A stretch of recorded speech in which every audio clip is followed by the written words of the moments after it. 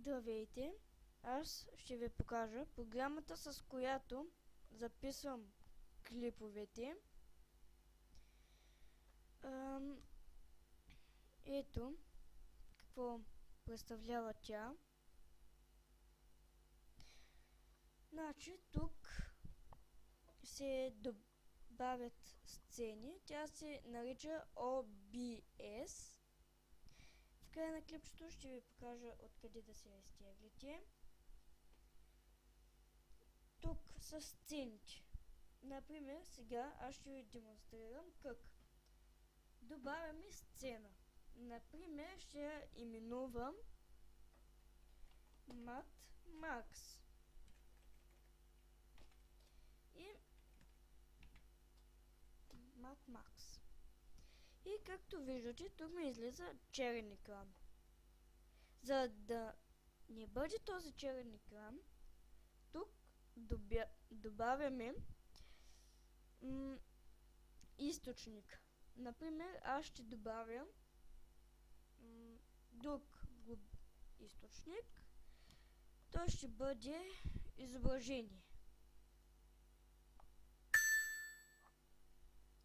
Сега ще си го избера от моите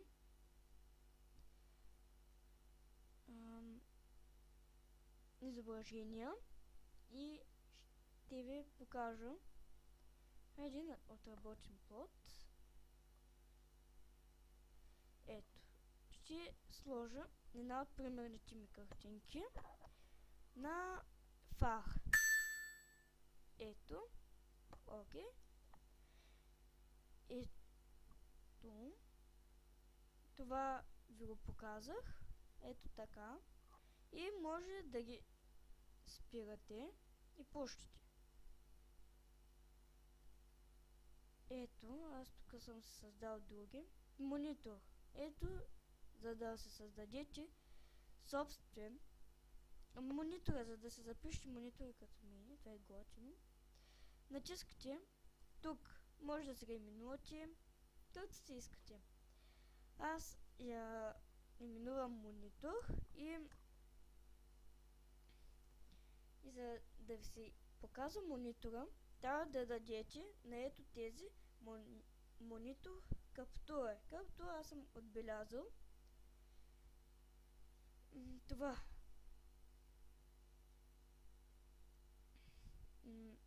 Друго. Сега да ви покажа за тази програма. Редактиране на сцена. Аз се използвам от 1-2 дни тази програма и не съм много запознат с нейните функции и затова само ще ви покажа как може да запишете видеото и да се го качите. Сега ще ви покажа от кой сайт да се изтеглите дадената програма. Пишете OBS. Ето я. OBS програмата. Тя ми излезна. Open. Ето. Ето това е програмата. Това е разширеното име на програмата. Както виждате и ето тук. Ето я. Разширеното име на програмата. И ето го. За ако сте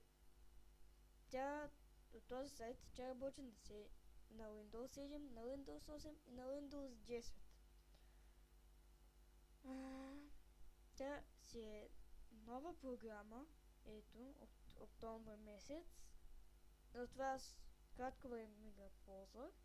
Натискате тук и тя започва да ви се изтегля. Като ви се изтегли, щракате върху нея. Сега ще ви го покажа. Щракате изпълня и вече сега нагласите функциите. Това е общо взето върху програмата.